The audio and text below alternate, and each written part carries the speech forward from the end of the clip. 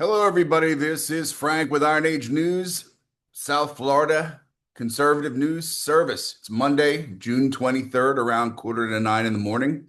We're trying to be a little bit even more accurate because of the huge amount of disinformation videos that are now out there for your viewing pleasure. Some of them going back 5 years or 6 years, it seems, plus the AI shit as well. Now, we've already talked about the U.S. tactical bombing of various nuclear development sites in Iran. And now everybody's clutching the pearls, including my girlfriend, Tim Pool, all the rest of them. He was the most egregious fence jumper in the last 2 days, but he always does that shit. They're all pretty bad.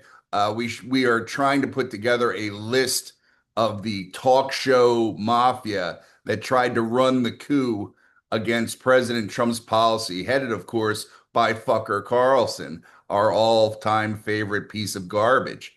He's never been liked here, guys, so don't worry about it. But what we're going to talk about, and Senator Massey's out there being a lying piece of garbage as well, but not much to expect from him except for that. So we're going to discuss what is a takeoff of what we did on the South Florida site, which was we showed you what if you go with this to www.southfloridaconservative.com, look under Operation Sea Sentinel. Sea Sentinel is basically a fictitious operation that we put together as to what it would look like when the president receives a broad outline paper as to options for operations within the theater. Okay, this had to do with the Strait of Hormuz if the Iranian Navy decides to come out and play. And we'll talk about the legalities and illegalities and why this is still going to be a big option and why it has absolutely nothing to do with legally, procedurally with Operation Midnight Hammer, which is what they called the attack on the Iranian nuclear sites. So let's see if this thing is still up, and we'll go through it now, okay? So the Strait of Hormuz, 6 miles of tension. It's true. It carries 21% of the world's oil, is once again under threat. The Iranian Revolutionary Guard Corps' Navy. You have to remember there is an Iranian Army, an Iranian Navy and Air Force, but there is also an IRGC, Iranian Revolutionary Guard Corps. They're like the People's Liberation Army in China. The Red Guards were in Russia during the Soviet period. They are supposedly the most politically aligned or theologically aligned group of shock troopers. Since we all believe in Nazism again, think about the Waffen SS. That's them, right? Worse uniforms, don't speak German. So this is what we're talking about here. The IRGC Corps Navy has declared that it will shut down the Gulf of Hormuz, the Strait of Hormuz. Now, the question on everybody's mind should be not, ooh, the Iranians. It should be, can the United States legally sink the entire Iranian Navy to prevent the blockade before a shot is fired? Because isn't that the best thing to do? So let's break it down for you, okay? Iran isn't hiding its intentions. It's already made a public declaration. This all goes towards where we're going. Threatening to close the Strait of Hormuz. That's not saber rattling. That's a potential act of war. But who's it against, right? According to international law, particularly the United Nations Convention on the Law of the Sea, maritime law is very strict, people. Blockading a key international waterway is not just illegal, it's considered an act of aggression. If Iran closes this down and says no one can come through, theoretically, Iran has just declared war against the rest of the world. Technically. So here's the key legal test. Can the U.S. act before Iranian ships deploy mines or start firing on tankers? Okay, so here is what they call the doctrine of anticipatory self-defense. It dates back to 1837. Once again, maritime law is very well detailed, precedent driven, but it is a little flexible sometimes, but not in this situation. 1837, seriously, to something called the Caroline Incident. And it's still used today to justify preemptive military action. The doctrine requires three things: a clear and imminent threat, no alternative means to avoid the danger, and no moment for deliberation. So Iran has declared hostile intent, is mobilizing ships, and has a well-documented history of laying mines and seizing commercial vessels, which it has. In the eyes of most military and legal experts, that's enough to trigger a full lawful response under Article 51 of the UN Charter, which is the right of self-defense. Okay? So all you have to start remembering anymore is what is the law, not what I feel it is, not like I said, Massey and these other morons talk about, is what is the law, what will trigger a response. You've been given the 3 points of how to do it legally, but we're not done. So here's what the U.S. can't do. They cannot randomly bomb Iranian ports without proof of imminent hostile action. That would cross the line from defense to aggression. That would be able to be construed in the media and in all the traitors to the Republican Party and all the Democrats and everybody else to be the beginning of a war of aggression.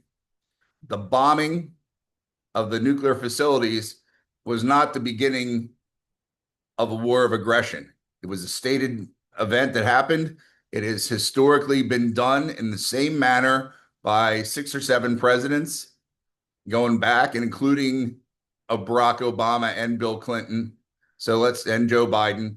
And of course the Bushes. Everybody's done it. Okay. They're going to try. I'm just putting this in here.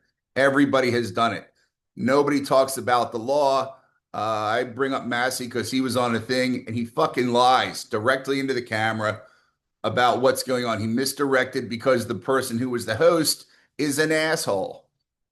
The amount of work we do, and I'm just going to let you know because you watch the show, none of us get paid. This is not our primary job. However, we do like to have integrity with what we're doing. If we wanted to do PSYOP stuff all day, we could do PSYOP stuff all day. We could have you terrified to go out the fucking door. But that's not the point of what we're talking about. We're trying to give you people a defense against the dark arts, as my pal would say, because he hasn't gotten out of the Harry Potter phase. And you have to have it. So that's why we're doing what we're doing here. When people say you can do it or can't do it, what is your basis for it? So here's what the U.S. can't do. Like I said, you can't just go and bomb things in the ports. All right, that crosses the line. That's been established. But if the U.S. Navy has credible intelligence, and I mean really credible intelligence, like they have a document or they have able to radio call, stuff like that, that specific IRGC ships are preparing to deploy mines or attack tankers, then yes, a targeted preemptive strike is not only legal, it's strategically sound. This wouldn't be what they would consider a reckless act of war. This would be a measured act of enforcement, a naval police action on behalf of global commerce. So at that point, President Trump having the Navy sink these guys is not just him getting back at them for some slight, like the attempted assassination that they planned earlier in the year, but he's doing the world a favor. Okay, so if you need a historical precedent for this to keep the people at the diner under control, look no further than Operation Praying Mantis in 1988. An Iranian mine nearly sank a U.S. ship. The Navy responded by sinking several Iranian vessels and oil platforms. Okay, that strike was widely seen as lawful and effective. Today's situation is arguably more clear-cut. Iran has telegraphed its move. It says it's going to do this. The intention is there. That removes the ambiguity. And in warfare, clarity is permission. So if Iran moves to blockade the strait, the United States is on solid legal ground to strike first, but only with precision, proportionality, and proof. Okay? This is not Midnight Hammer.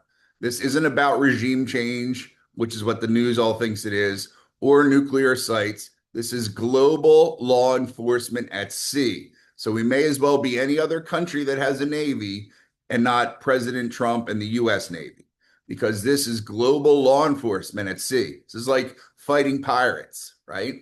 Where the enemy sails under a flag but acts like a pirate. So that's where you have it, okay? The United States may be doing it, Trump may be the commander in chief, but we are defending the world's oil lifeline. So if you want any further updates, we'll keep with it. If you do not want to watch the bullshit, the total lies, the really bad disinformation, I would suggest you go to shiptracker.com, that is. G-Captain is also good. Reckon Salvage is okay, but I would say gcaptain.com and shiptracker.com, and you can watch every ship's movement in the world. And G-Captain would tell you if somebody's been sank or if things have moved, because that's read by everybody in the industry. The shipping industry is incredibly detailed. The stuff that you see online when they're like, oh, I think I talked to a starfish and this happened. Bullshit. Everybody knows everything in shipping. It's world commerce. Everybody knows everything. If somebody can't tell you where they heard it, if somebody like they showed a freeze frame something with no ships on it around the Strait of Hormuz, that's a nonsense. Everybody was rushing to get in and out because they knew the Iranians couldn't get their ships up and running in time. They're not nuclear ships, but they couldn't get them up and running in time because their command and control structure has been decapitated by the Israelis' bomb raids, let alone the wandering groups of assassins that we hear that Mossad does not have, killing officers in Israel, in Iran. That's not happening. But if it were happening, it wasn't happening. So that's for you guys. I hope it clarifies things. Everything that I have just told you in that format allows for a totally legal operation. And Iran has been dumb enough to set up half of, 1.5 out of the 3 points needed. So that's where we stand. We could sit there and refute a bunch of other dumb shit that's going on, but we'll leave it at this. So otherwise, have a good day, and I think we have more to follow. Goodbye.